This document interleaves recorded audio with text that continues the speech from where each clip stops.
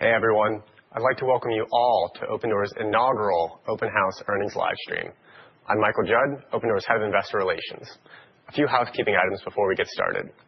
Details of our results and additional management commentary are available in our earnings release, which can be found at investor.opendoor.com. The following discussion contains forward-looking statements within the meaning of the federal securities laws.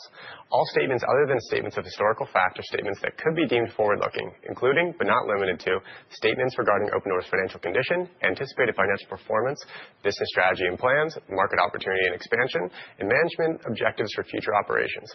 These statements are neither promises nor guarantees, and undue reliance should not be placed on them. Such forward-looking statements involve risks and uncertainties that may cause actual results to differ materially from those discussed here. Additional information that could cause actual results to differ from forward-looking statements can be found in the Risk Factors section of Opendoor's most recent annual report on Form 10-K for the year ended December 31st, 2024, as updated by our quarterly report on Form 10-Q for the quarters ended June 30th, 2025 and September 30th, 2025, and other filings to the SEC. Any forward-looking statements made on this webcast, including responses to your questions, are based on management's reasonable current expectations and assumptions as of today, and Opendoor assumes no obligation to update or revise them, whether as a result of new information, future events, or otherwise, except as required by law. The following discussion contains references to certain non-GAAP financial measures. The company believes these non-GAAP financial measures are useful to investors as supplemental operational measurements to evaluate the company's financial performance. For a reconciliation of each of these non-GAAP financial measures to the most directly comparable GAAP metric, please see our website at investor.opendoor.com. With that, let's get into the open house with Kaz and Christy. Good afternoon. My name is Kaz Najakian. I'm a computer nerd turned lawyer turned founder, but I think of myself primarily as a product manager. That's what I've spent most of my career doing, building products and leading teams to build better products faster. I'm not the guy you invite to your place if you want someone to bring the party. I'm the guy you invite to your party if you want someone to fix your Sonos. On my first day at work, I told our team at Opendoor that we're going to make a bunch of changes and that the new Opendoor would look nothing like the old one. And that's because, well, the old Opendoor had kind of lost its way. Before I tell you why I think Opendoor was broken, let me share you one example of the thing that has changed just in the last few weeks, so you can get a sense of the scale of the change. Look, on my first day at work on September 15th, Opendoor had entered into contracts to buy 120 homes in the prior 7 days. By last week of October, that number had risen to 230 homes. In 7 weeks, we nearly doubled our speed of acquisition. I think it's reasonable to ask, how can we move so fast right now when we used to move so goddamn slowly? If you give me a couple minutes, I'd like to tell you what caused the old Opendoor to be so broken. I think this diagnosis will kind of matter in how we rebuild Opendoor. Having been inside the company for just over a month, it's kind of obvious to me that the old Opendoor had just lost faith in the power of software to make selling, buying, and owning a home easier. It just kind of thought of itself as an asset manager trying to predict the economy. And the previous Opendoor also didn't really believe in the power of AI to do anything, much less to make our work less toilsome. When I joined the team, I'm not kidding, there were a dozen people whose only job it was to copy and paste information from PDFs into glorified spreadsheets. The previous Opendoor also didn't really believe in itself. I was genuinely shocked when I found out that one of Opendoor's biggest expenses in the first half of this year was millions of dollars paid to a well-known consulting firm to tell Opendoor how to do its job. Everywhere I looked in my first 30 days, I found consultants making decisions that should have been made by executives. Finally, the previous Opendoor had become so risk-averse that it no longer really believed in buying and selling homes. If you ignore COVID, we bought fewer homes in Q3 than we have since 2017, when Opendoor was just a tiny startup. Look, in the last few weeks, we've reversed course on all of these decisions. We are ditching manager mode. We're now firmly in founder mode. We are refounding this company. This is Opendoor 2.0, and we believe different things. So, what do we believe at Opendoor today?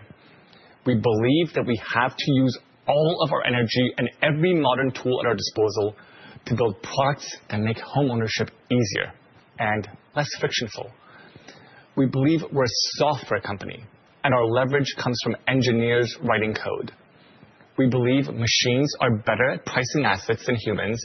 We believe AI will empower us to avoid toilful work, and we can have a leaner and more aggressive company. We believe we are here to make hard decisions, and we will never, ever abdicate that responsibility to management consultants. We believe in being operationally excellent, especially in marketing and corporate functions.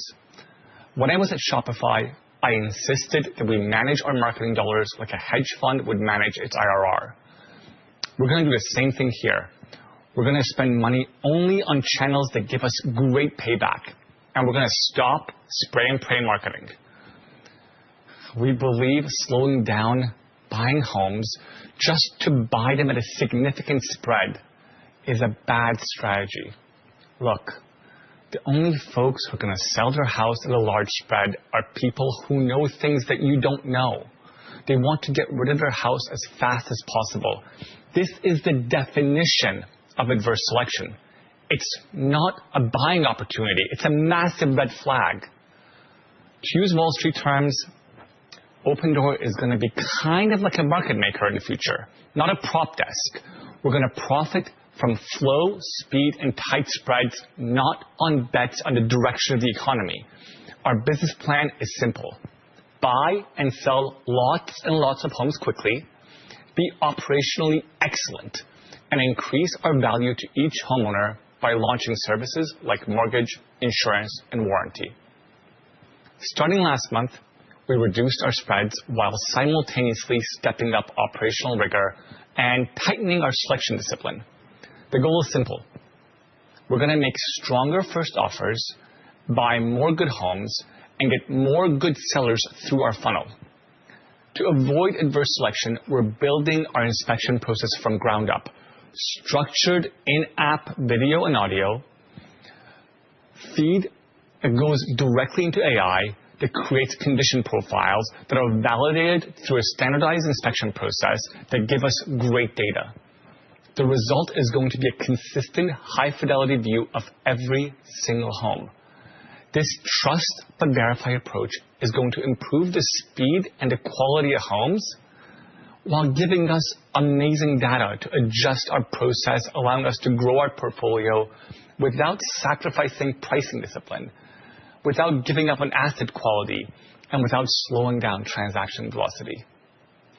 But buying a great home isn't the end of our job, right? It's also important that when Opendoor buys a house, we provide value and services to both buyers and sellers. That's why earlier this week, we launched Opendoor Checkout. It's available in select markets now, and it's going to expand to our entire inventory soon. A buyer can walk into an Opendoor home, tour it, and place an offer to buy it on Opendoor.com without ever talking to a human being. We're shipping the Buy Now button for homes on the internet. We're going to improve on this. We're going to add more products and more features for homeowners to simplify the home buying experience, starting with mortgages and warranties. Look, in the future, buying a home will be as seamless as buying a car from Tesla. You'll choose your home, your financing, your warranty, your insurance, all in one place, all in one flow. Right now, homeowners have to deal with a bunch of different companies, brokers, agents, a lot of different stuff to get what they need for a house. That doesn't make sense. We have the internet. We're going to fix this. And over time, we'll add everything a homeowner needs when they need it, all bundled into one simple experience. Opendoor's goal is really simple. We're going to tilt the world in favor of homeowners and those working hard to become homeowners. That's our goal. And we're going to pursue it with an incredible amount of aggression.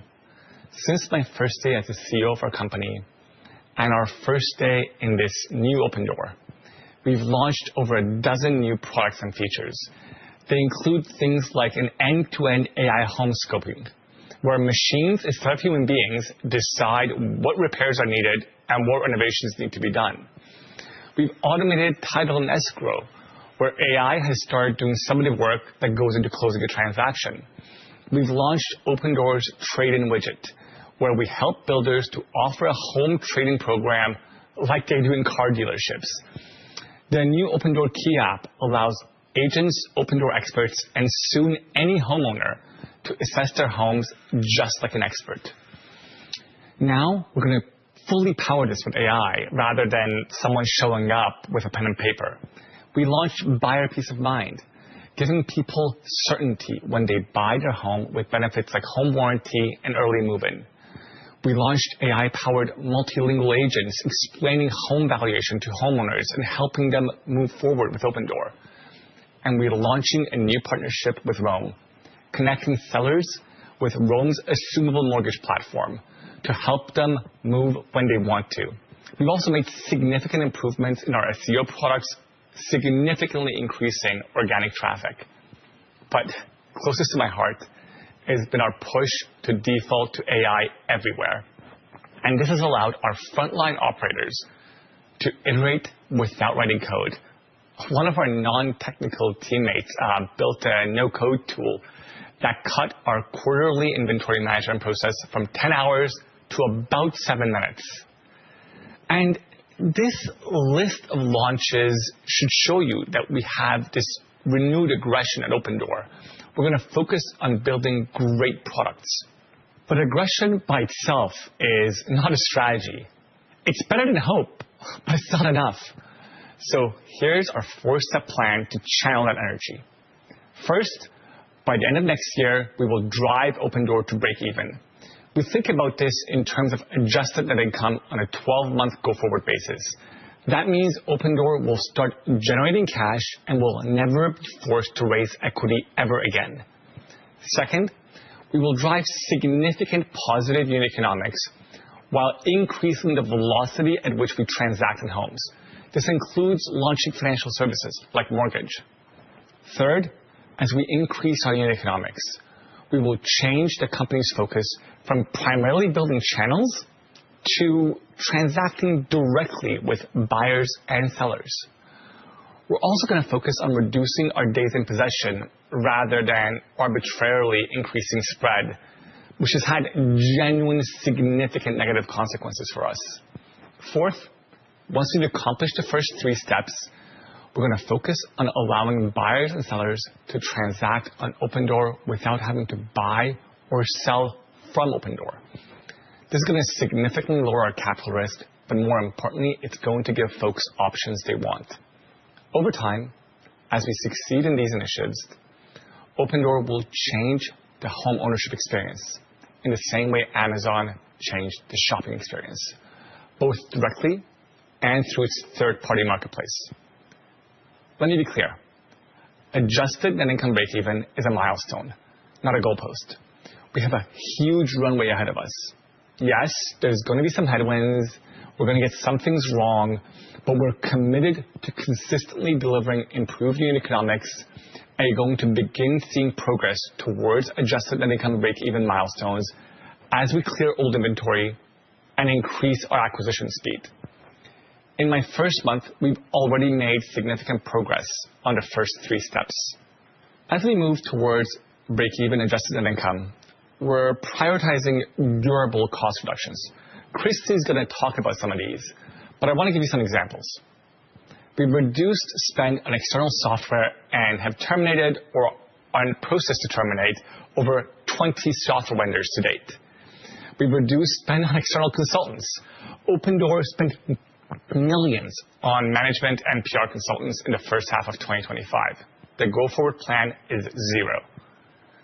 And to drive positive unit economics and increase the velocity at which we transact in home, we've significantly changed our buying behavior. For example, up until mid-October, when someone came to Opendoor.com and typed in their address to sell us their house, we would have up to 11 Opendoor employees in the hot path of that sales contract closing.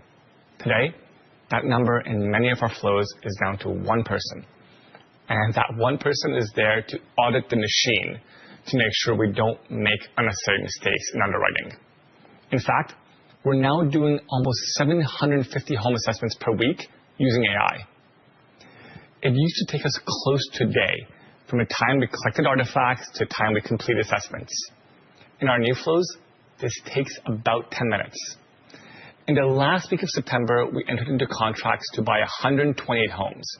In the last week of October, we entered into contracts to buy 230 homes. To accelerate transaction speeds and customer choice, we can now accept a USDC as a payment method for home purchases. And to make the company primarily D2C, we've turned on Opendoor's D2C flow once again. The company had completely shut down almost all of these flows. Look, while we want customers who want experts to be able to work with one, we are once again accepting customers who want to sell us their home directly. Last week, these customers made up over 20% of our total home assessed. And in a test we ran in mid-October on over 2,000 accounts created, we saw that our new D2C totally unoptimized funnel was able to convert 6 times better than the non-D2C funnel. We're far, far from optimizing this, but we believe we have significant opportunity to improve our overall conversion. Okay, that's a lot.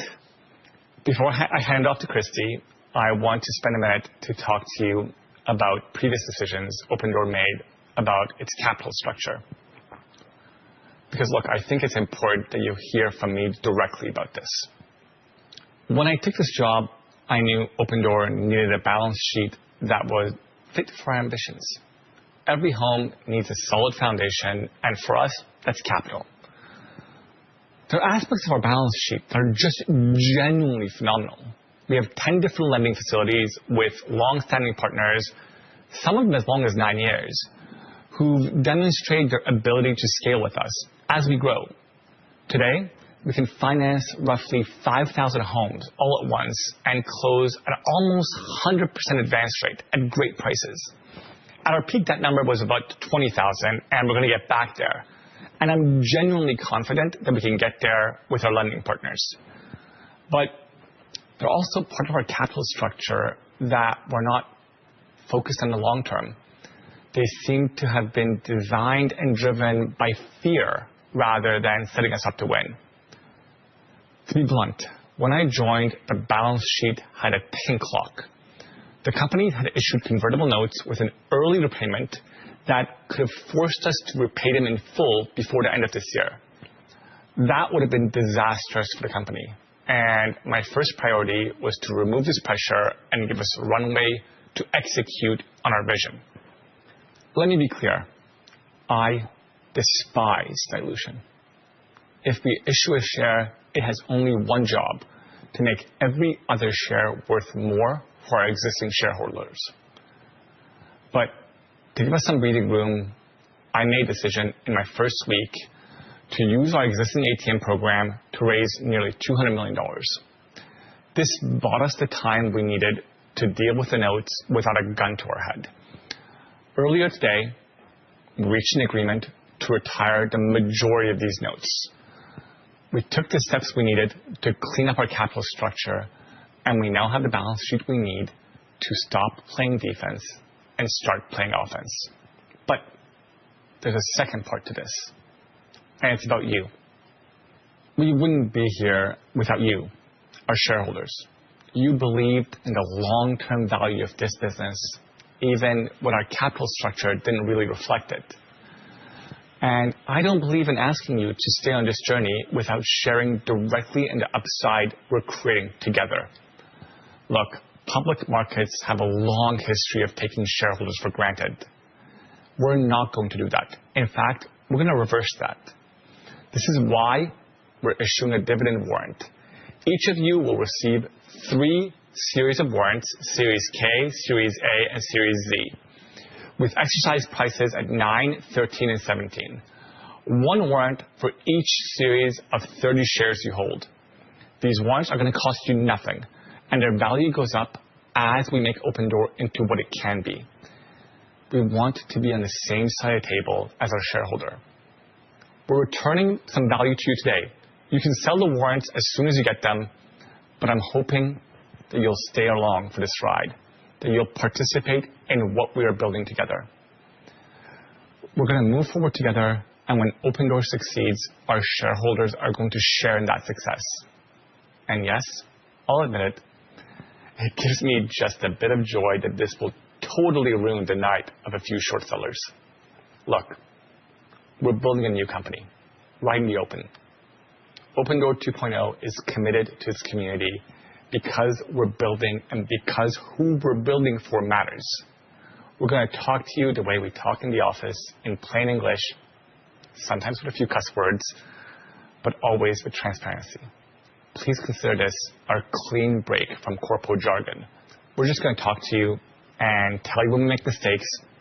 And we know that this transparency is not a burden. It's a feature of your trust in us. We want to hear from our shareholders, your ideas, your questions, and even product bugs, because we want to fix things fast and build better. If you haven't already seen this, my DMs are open.x.com. I am more bullish today about Opendoor's ability to change home ownership than I was when I took this job. I'm more bullish because I see a lot more of what is happening inside the company than folks see from the outside. And I think one of the ways in which we can bring you all along for this journey is to just communicate more frequently, more directly, and tell you what we are doing, what's working, what's not. Christy's going to tell you a bit more about how we intend to do this after she shares our third quarter results. Christy? Thank you, Kaz. Our third quarter results reflect the deliberate choices made earlier in the year to prioritize risk management over volume growth, defined by wide spreads and a risk-averse posture that treated buying homes as something to avoid rather than our core business. The numbers tell the story. In the third quarter, we purchased 1,169 homes, roughly in line with the expectations shared at Q2 earnings, but well below our recent historical acquisition volumes. We delivered revenue of $915 million, above the high end of our guidance, as we deliberately cleared old inventory before the slower winter selling season. When you stop buying homes, you don't just lose volume, you lose the ability to manage your inventory mix. We were left selling through older homes that were selected under the old strategy, and that showed up in our margins. GAAP gross profit was $66 million in Q3, compared to $105 million in Q3 of the prior year. GAAP gross margin was 7.2%, down 40 basis points year over year. Contribution profit was $20 million, and contribution margin was 2.2%, compared to contribution profit of $52 million and contribution margin of 3.8% in Q3 2024. On costs, prior leadership did meaningful work to restructure our cost base, and we will continue that effort. Third quarter GAAP operating expenses totaled $134 million. Adjusted operating expenses were $53 million, a 41% improvement from $90 million in the third quarter of 2024. This improvement was driven by disciplined cost management across all components: marketing, operations, and fixed operating expense. As we rescale acquisitions, we're doing it from the structurally lower cost base.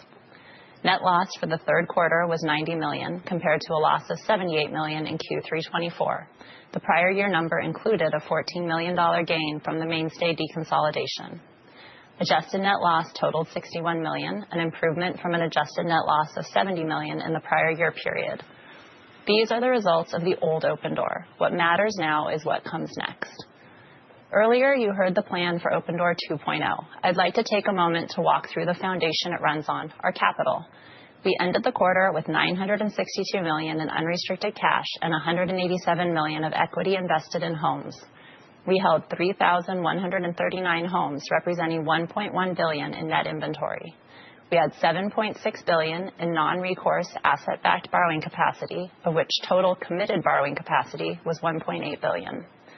As Kaz mentioned, we have executed 3 substantial capital transactions to set our balance sheet up for the scale ahead. First, the rapid increase in our stock price triggered a condition in our 2030 convertible notes that could have required us to repay the full principal balance in cash during the fourth quarter of 2025. Using our at-the-market, or ATM, equity program, We proactively raised equity in September 2025, selling 21.6 million shares at a weighted average price per share of $9.26 for nearly $200 million of gross proceeds.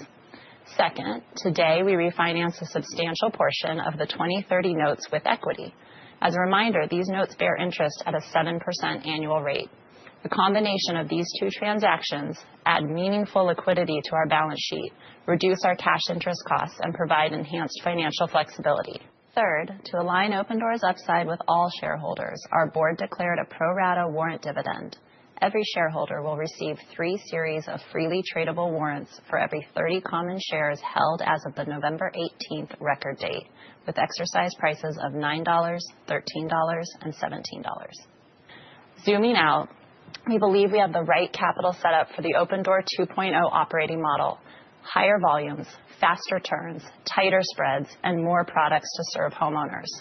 Now let me tell you how we're executing against that model and how you can hold us accountable. We are targeting to reach adjusted net income profitability by the end of 2026, measured on a forward 12-month basis. To get there, we're focused on 3 key management objectives that we monitor internally. For each objective, I want to frame for you why this matters, what we're doing, and how you can hold us accountable. First, scale high-quality acquisitions. More volume means more revenue from transactions and ancillary services, plus better leverage of our cost base. Further, market concentration creates a flywheel. When we own meaningful share in a market, we attract more inventory, which attracts more buyers, which attracts more sellers. We have multiple initiatives underway to drive this growth. Most importantly, as Kaz described earlier, we started reducing our average spread while increasing our operational rigor and selection. Stronger offers for high-velocity, high-quality homes, discipline on higher-risk homes. We're pairing that with AI-driven scoping and standardized pre-offer inspections to raise conversion and cut time and costs from offer to acquisition. You can track our progress against our acquisition goals through the end of 2026 on our new dashboard at accountable.opendoor.com. Individual weeks will fluctuate. Holidays, weather, local market events will be focused on the trajectory over time. Second, improve unit economics and resale velocity. Speed and profitability per transaction enable us to build a sustainable business while enduring macroeconomic changes. Higher profitability per transaction gives us the ability to decrease the spreads embedded in our offers, leading to more acquisitions. This objective is supported by our tailored spread framework. By pricing more aggressively for high-quality, faster-selling homes and maintaining discipline on higher-risk assets, we expect our acquisition mix to skew toward more marketable homes that need less repair and renovation. We expect this to shorten the time from acquisition to listing and days on market, thereby reducing our holding costs. Second, we are innovating at an incredible pace with a renewed focus on execution and a culture of challenging everything to be better. Much of our product innovation is designed to automate workflows and increase resale velocity, supporting a business model focused on turns, not spread. You can hold us accountable to improving resale velocity by tracking the percentage of Opendoor homes on the market for greater than 120 days, which we report quarterly in our 10-Q. You can also follow our product, feature, and partnership launches on accountable.opendoor.com to see how we're building with velocity into the business. Third, build operating leverage. We will scale transactions faster than fixed costs, so each additional home adds accretive profit. We're cutting aggressively in the right places, eliminating consultants, removing redundant tools and software, reducing marketing waste, and streamlining operations, while simultaneously reinvesting a portion of those savings into engineering and AI automation. Importantly, we expect to shift our overall operating expense profile toward variable components that flex with volumes rather than remain fixed through cycles. You can hold us accountable by tracking 2 specific metrics we report quarterly in our 10-Q. Fixed operating expenses should hold relatively steady as we rescale volumes, and trailing 12-month operations expense as a percentage of trailing 12-month revenue should hold relatively steady or decrease over time. These 3 objectives are the foundation of our path to profitability, and we're building in the open so you can track our progress along the way. Turning to our outlook, our guidance is going to look different than what you've seen in previous quarters. Our business is changing rapidly. Just in the past few weeks, our acquisition contract speed increased by nearly 2x. We're focused on execution and outcomes, not on benchmarking every turn during a transformation of this scale. Our results in the upcoming quarter are largely the outcome of us managing decisions that were made several months ago. We're focused now on making the right long-term decisions for the business, not managing to short-term guidance. What matters and what we want to be held accountable for are the actions we take from here and the results they drive over time. Our destination is clear: adjusted net income profitability by the end of next year, measured on a 12-month go-forward basis. We've already seen the levers in this business work. You can't build a break-even business in a spreadsheet. You build it by shipping product, operating with discipline, and learning from the market. For the near term, I will provide you with these guideposts. Acquisition rescaling. We're committed to rescaling acquisition volumes. We expect fourth quarter 2025 acquisitions to increase by at least 35% from Q3 as our product launches and pricing strategy changes take hold. You can track our weekly acquisition progress at accountable.opendoor.com. Revenue. We expect Q4 revenue to be higher from the outlook we provided at Q2 earnings, but decrease approximately 35% quarter over quarter due to low inventory levels from Q3's reduced acquisition volumes. Contribution margin. Our priority since mid-September has been to clear old inventory homes selected under the previous strategy that prioritize spread over quality. That's pressured our contribution margin sequentially since April through October, and we believe we bottomed out in October. Margins will improve through the end of the year as we replace legacy inventory with better homes, but Q4 contribution margin will be below Q3 as we reverse the downward trend. Cost discipline. We are focused on continuing to manage and improve our cost structure. Adjusted operating expenses for the 12 months ended June 30th, 2025 were $307 million.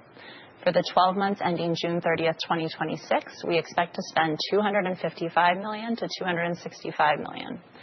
Excluding the $15 million cash make-whole award for our CEO, this is a year-over-year decrease of approximately $62 million, or 20% at the midpoint. We expect to achieve these savings while concurrently investing in engineering and AI automation to drive further operating leverage. We're cutting the waste and reinvesting in what matters. Finally, adjusted EBITDA. Given the near-term margin pressure as we clear old inventory, we expect Q4 2025 adjusted EBITDA loss in the high $40 millions to mid-$50 millions. We're building Opendoor 2.0 in the open, holding ourselves accountable to measurable objectives and giving you the transparency to track our progress. The journey won't be perfectly linear, but our conviction in the destination and in the levers that get us there is unwavering. With that, Michael, I'll turn it over to you for questions. Great. Thanks, Christy. Our first question comes to us from video submission from Vlad Tenev. What's up, Kaz? By the way, we're super pumped that you guys are streaming live to retail on Robinhood. I think the question on everyone's mind is, what's going on with tokenization? How real is it? And how do you think it could revolutionize the home ownership experience? Thanks, Vlad. Thanks for hosting us. Look, I'm such a big fan of Robinhood, and I hope that we can continue to do things together. Our mission at Opendoor is to tilt the world towards homeowners and those working hard to become homeowners. And I love that Robinhood does some of the same things. You know, this whole thing of taking power away from fancy people and giving to average person. Now, to answer your question, look, I have a habit of not announcing products before they're launched. That's because I build products, not spreadsheets. And I think it's important that we ship things before we talk about them. And I don't want to say we're going to do this next week, but I genuinely can't imagine a future where real estate's not tokenized. And I also can't imagine a future where Opendoor isn't leading innovation in real estate. Look, asset tokenization is not a side quest for us. Tokenization allows us to increase the speed of transactions, decrease the cost of transaction, and broaden base of home ownership. That's our job. Today, we talked about how we can now accept USDC. This week, I bought Bitcoin on my own laptop so we can start developing. And we've begun talking with partners about how we can work across stablecoins and tokenization. The work is active. We're very serious about it, and we'll tell you more when we launch something. Great. Our next question comes to us also via video submission from Eric Jackson. Hi, Kaz. Eric Jackson, welcome. On behalf of the entire Open Army, we are thrilled to have you here leading the charge. I have two questions. Can you say specifically what the headcount is now at the company? I believe it was 1,407 over the summer. And second, can you say more about the revenue opportunities that you see around iBuying? Do you expect to add mortgage and title and other ancillary services? Zillow experimented with doing this a few years ago by acquiring a legacy company, and that didn't really take. So what is the Kaz approach to revenue, and how do you expect to grow this in the coming quarters? Thank you again. Thanks, Eric. Look, to start with, I think Opendoor has had far too complicated a structure for a company of this size. To give you a sense, we've had 11 different HR software products. We're going to go down to one. As of this morning, there were 1,100 people working at Opendoor. And the most important thing isn't the number of people, but how aggressive and efficient those people are. I believe every single Opendoor employee needs to be 2 to 3 times more aggressive and more efficient than the average employee in tech. We will have the most aggressive software company in the public market because our mission is incredibly important. And like I said in the prepared remarks, our job is to be incredibly mindful of OpEx and to reduce our fixed OpEx over time so that it becomes a smaller and smaller part of our income statement. And the second question, look, I'm incredibly bullish on what I call services. When I joined Shopify, Shopify was 50-50 in its revenue between SaaS and services. Today, services are 75% of Shopify's revenue. And while I didn't have everything to do with it, I had something to do with it and was the services guy at Shopify. The reason why these embedded fintech things typically don't work is because they're usually designed by some dude in a boardroom trying to figure out how can I make more money from my users. That's what they typically work. And that's just not how users interact with products. We will build excellent products. They will feel whole. And you will buy a home from Opendoor the same way you buy a car from Tesla or something from Amazon. They will feel like one product, and they won't be a bunch of different cross-sell motions that you have to keep feeling like you're talking to different companies. I hope that answers your question. Great. Our next question comes from Zach H., who asks, when will we see a dramatic change in profitability? Next year. The answer is next year. We're going to see a dramatic change in profitability. And Zach, let me walk you through some of the details. So as we shared in the prepared remarks, we are driving the company to adjusted net income profitability exiting 2026 on a 12-month go-forward basis. The framework to achieve that goal requires us to rescale acquisitions. We guided to rescaling acquisitions, growing them by 35% quarter over quarter for Q4 2025.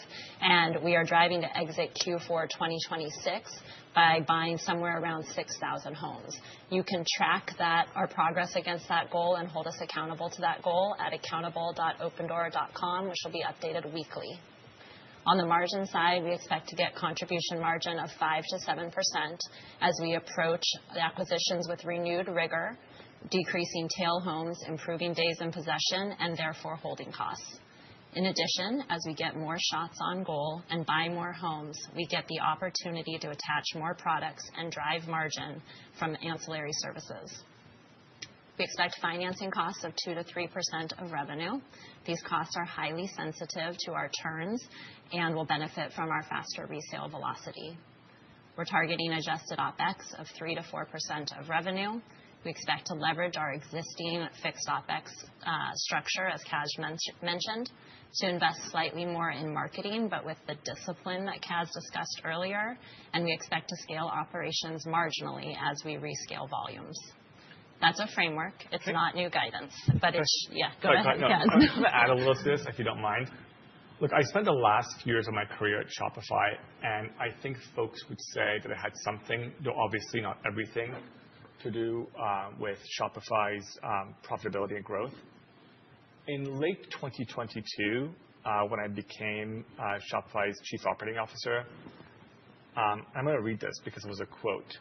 There was an analyst that said, Shopify will lose money every year through 2025. Profitability is nowhere to be seen. Well, Shopify became profitable 2 quarters after I became COO, and it has been profitable ever since, and it's hit the rule of 40 every quarter. Companies don't become profitable in Excel sheets. The way this works pragmatically is what Jung and I did at Shopify. You create a list of projects, you put odds-adjusted odds of success against each of them, and you execute every single day. At Shopify, we had a few dozen of these. 3 or 4 of them ended up really mattering. And we have the same list here. We have a list of projects. And the reason I say we're going to drive to profitability is because this is not a passive thing. It's not just going to happen to us. We know what we are going to do. We're going to take those actions, and we're going to exit 2026 AI profitable on a go-forward basis. Sorry, I cut you off. That's great. Great. Our next question comes to us from Victoria B. Short sellers keep attacking Opendoor, spreading negativity, and driving the stock down despite strong progress. What's your strategy as CEO to fight these daily short selling pressures, protect shareholders, and make sure the market sees Opendoor's true strength? Look, I care a great deal about our average shareholder. And you've seen us do some things today to help align us to our average shareholder. Having said that, I don't spend that much of my time thinking about short sellers. I never worked on Wall Street, and I generally don't understand why these people do what they do. It just seems deeply boring and just bad for the soul. I mostly just pity them. They don't really build anything. Look, we run the company for long-term owners, not for people that bet against us every week. And what matters to us is execution week in, week out. How fast we buy and sell homes, how operationally excellent we are, how we turn over inventory. And I think the best way to deal with short sellers is just prove them wrong through numbers. Every quarter, we're going to improve unit economics. Every quarter, we're going to get better. Every week, we're going to show you the numbers. We're going to do all the right things. And I think when you do that, the score takes care of itself. Great. Our next question comes from Dae Lee from JP Morgan. How do you define Open's identity? What do you see as its biggest strength? And how will you leverage that to achieve sustainable growth and profitability as Open navigates the currently depressed housing market and longer term? That's a great question. I'll take it first if you don't mind. Look, Opendoor is a software company. We're not a hedge fund waiting for macro to turn around. That's not our job. Our job is to help people sell, buy, and own homes. And our leverage comes from building excellent products.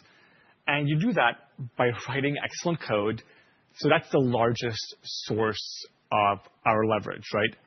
Code written by our engineers, data on our databases, and the models we have, and we're improving the value, not just the valuation of home, but dispersion on them and days in possession. And I firmly believe that the best software companies are built in hard times because the times force you to be disciplined, right? You end up having to care about your user more. You end up building deeper integrations that solve more of the problem. So when times get good, you end up having abnormally large profits. I'm very bullish on the company. Just in the last couple of weeks, we've shown that we can grow acquisitions relatively quickly. I think we grew 60% on acquisitions just this past week. We'll see how much we grow next week. And we've shown that we have relatively good levers in this company. And when you decide that you're going to do that, you have the good levers, you have great software, and have the balance sheet that we do, you get the chance to go on offense. And I really like our odds, and I think things are starting to work for us. Great. Our next question comes to us from Ryan Tomasello from KBW. Does management intend to continue to emphasize the cash offer as Opendoor's primary product, or do you envision moving the business more capital light? Will the key agent program be the primary distribution channel for the cash offer? And if so, how should we think about potential bottlenecks on growth given this high-touch approach tied to agents? It's just not how I think of the business, to be honest. Let me answer the question first. Look, I think companies fail when they think of themselves first and their users second. Like, our job is to serve our users, and people come to us to sell or buy a home. That's why they come to us. And our job is to meet them where they are. Some of them want to use an expert. Some of them don't. And the question is, how do we answer? I think Cash is a great product. I think Cash Plus is a great product. We're going to have different products along both the risk and the ownership axes, because I think that's just not the final two products we're going to have. And I like our D2C model. I think we talked about how in our tests early on, it has been converting 6x better. So I think the question isn't really one of which channel are you going to pick. We're going to pick the channels that allow us to have the maximum impact on behalf of our users.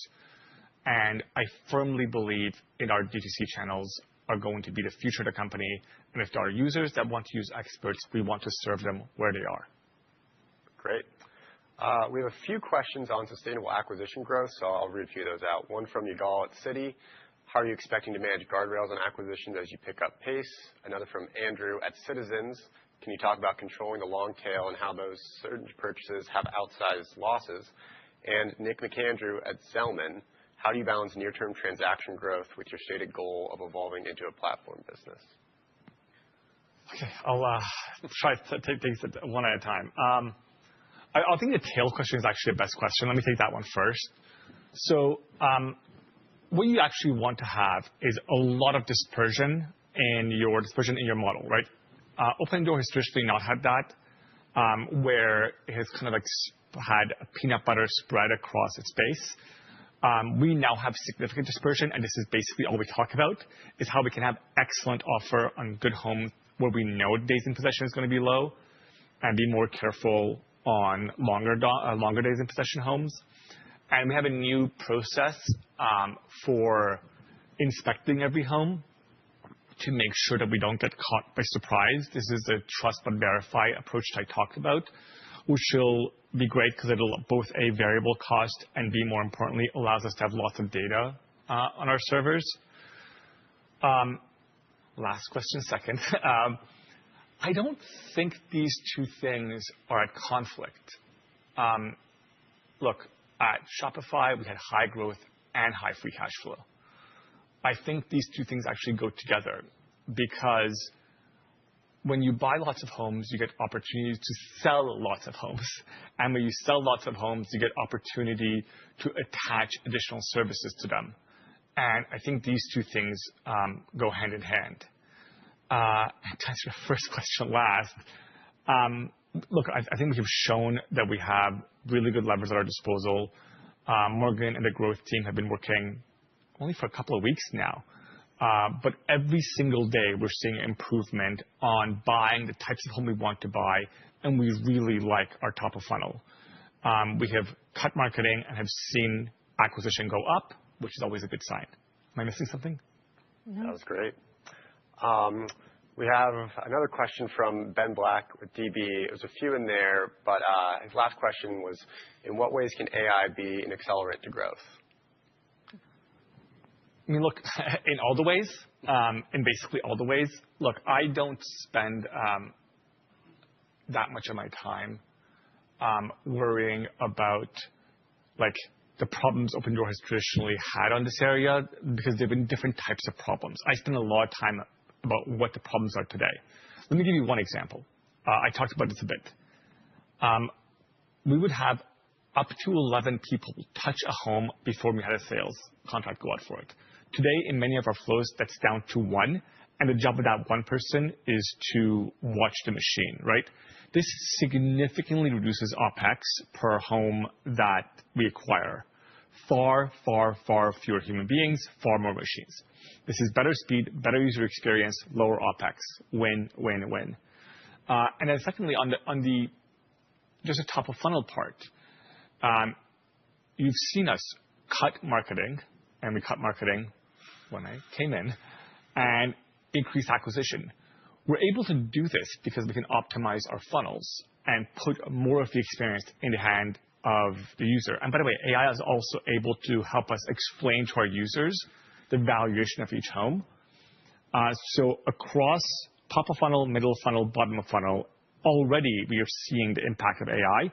And we're also seeing the impact on closing, which is at the last step, where we've had machines do much of the work for closing these days. And that's just going to continue.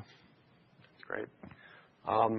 We had one more question from Margarita M, who asks, how can you guys make home ownership easier for younger generations? I mean, this is like the fundamental goal of the company. Look, home prices have increased by something like 50% since 2020. Mortgage rates are much higher than they used to be. Housing inventory is far too low. Typical sales taking like 60+ days, and like 1 in 7 deals are falling through. And the average time for a person to buy a home is almost 40 now. This is just terrible because it's harming our communities, harming our families. And people who want to own are facing real barriers. People feel trapped in their homes because of mortgage rates. This is why we announced our partnership with Rome today. But the enemy really isn't any one group of people or any one company. That's just not how it works. The enemy is the process. There are so many people involved in the process of you buying and selling a home that the costs are just out of hand. And one of the things I'm super excited about is the fact that we can underwrite a home gives us excellent power to underwrite mortgages. And the fact that we can do things that allow you to buy a home earlier, buy a better home earlier, and know that you have the peace of mind to buy it, is going to be a key part of the company's future. But that's the mission, right? Tilt the world towards homeowners and people who are working hard to become homeowners. Great. We're getting close to the top of the hour, so that was our last question. So, Kaz, if you have any closing remarks. Yeah. Thanks. I appreciate it. Thanks for your question, folks. Look, I spend most of my day in Cursor and GitHub. I don't spend much of my time in spreadsheets. I started writing code on my Commodore 64 when I was 6. And I'm opinionated about what Opendoor's product should look like. We are a product company building software to enable homeownership. And you've seen us launch many products, like dozens of products just in the past few weeks. And you should expect us to do the same. And you should expect us to be operationally excellent and incredibly mindful of your dollars as our shareholders. You're going to see us be accountable. We're going to make mistakes along the way. But at every single step, you're going to see us care deeply about our mission and be transparent as we build. I'm incredibly bullish. I am more bullish today than I was when I took this job. And I think we're going to actually make a change and make a real difference in the future of homeownership in this country. Great. With that, we'll conclude our third quarter open house.